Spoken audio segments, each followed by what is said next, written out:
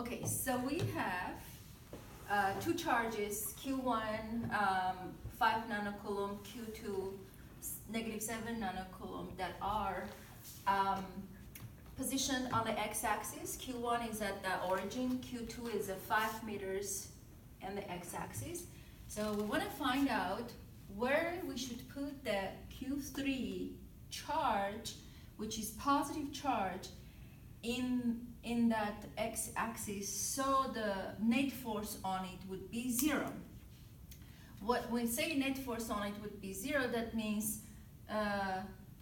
Q3 is going to experience force from the first charge and the second charge. So this is my Q3.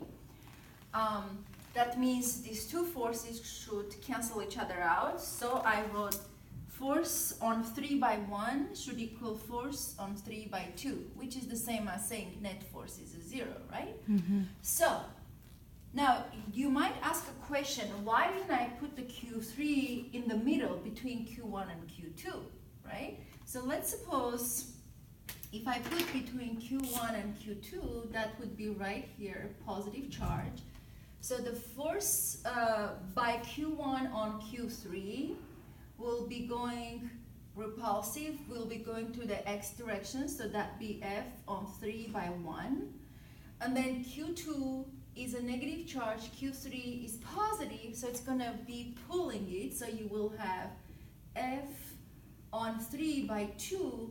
These two forces are going to the same direction. There is no way they can actually cancel each other out, or net force to be 0. The only way they can cancel each other out when the Q2 is pulling and Q1 is pushing away.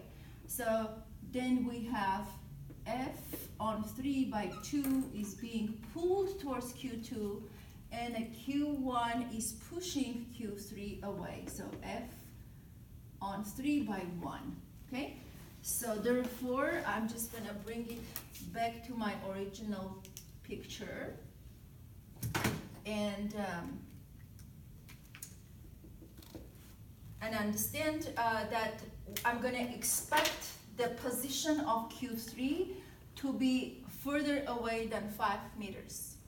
Now let's write this equation for F3, force on 3 by 2 equals force on 3 by 1.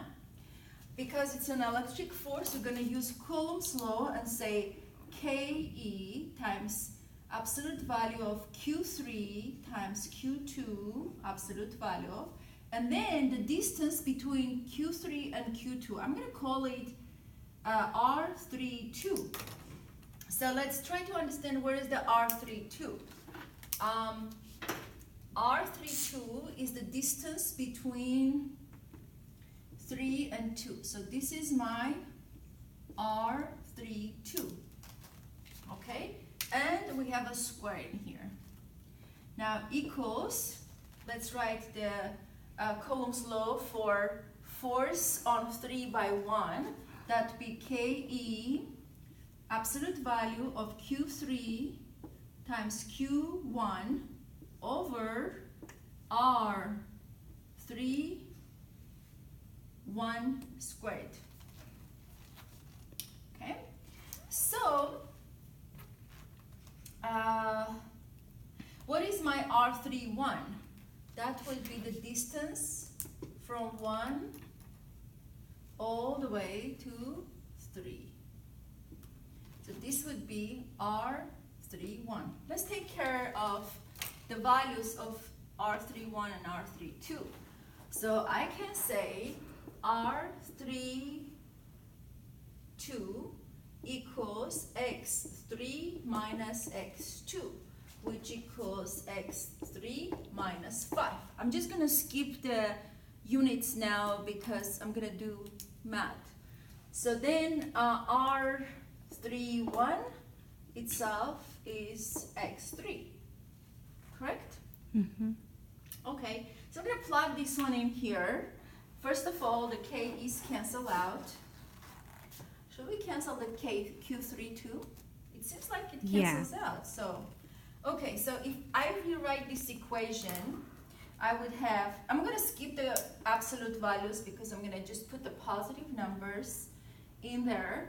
That would be 5.0. Oh, actually the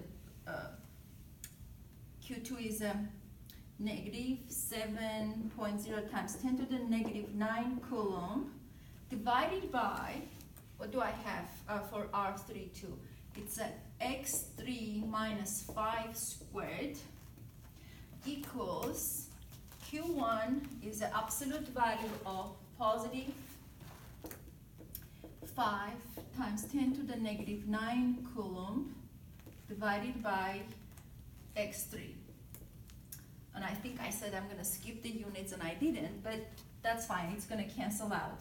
So this negative 9 and coulomb cancel out. Oh, I forgot the square in here. So we have a now rewrite this equation in a mathematical format. So let's do 7.0. Actually, for simplicity, let's just put 7 in here.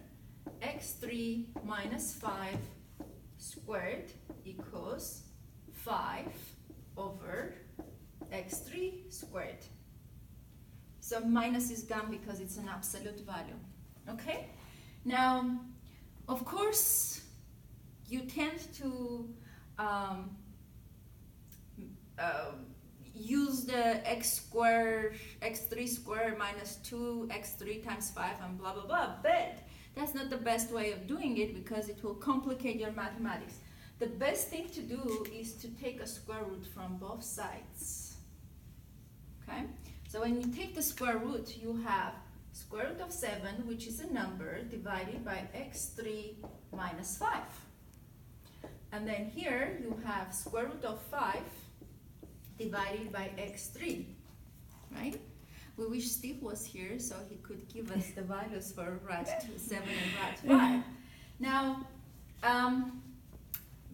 maybe I can use your pink calculator, Jessica, thank you. So, RAD 7 is, what is it? RAD 7 is 2.6. So, 2.6 divided by x3 minus 5 equals RAD 5 is 2.2 over x3. Okay, so this is a simple algebraic equation. So we do cross multiply, right? So we'll have 2.6 x3 equals 2.2 x3 minus 5. So 2.6 x3 equals 2.2 x3 minus 2.2 times 5 is 11? Is that 11? I think so. 2.2 times 5. Yeah, 11. And then for some reason I'm getting a negative. I think you do get a negative. Why do I get a negative x3 then? So this is a negative 0.4 x3 equals 11.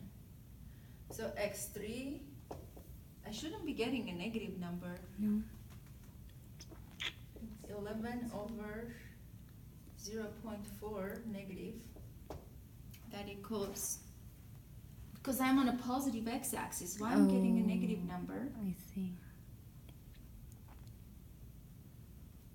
11 divided by 0.4.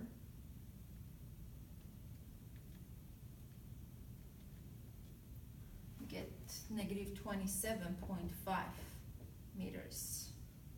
Oh, maybe my Q3 is not on this side, but it might be on this other side. So it's the force on 32. Maybe it's here. Let's just think. Because we just guessed on that, right? So if I put the positive in here, let's say positive Q3 is right here. So you would have Q1 to push it away. So this is F1, 3 by 1. and then Q2 is gonna pull it towards it, so it's a F on 3 by 2. Now let's try to understand why is it going to the negative X direction. So, and it's quite far away, negative X direction. So Q2 is actually pretty big. Mm-hmm. So then Q1, if you put the Q2 and Q3 close to each other, this is going to be really big force on F31, right? So because Q2 is big, your Q3 should be far away. Yeah. But if you put far away from here, that's going to even weaken this other force. That's why it's going to come to the other side. No, I think we're good. We got a negative number.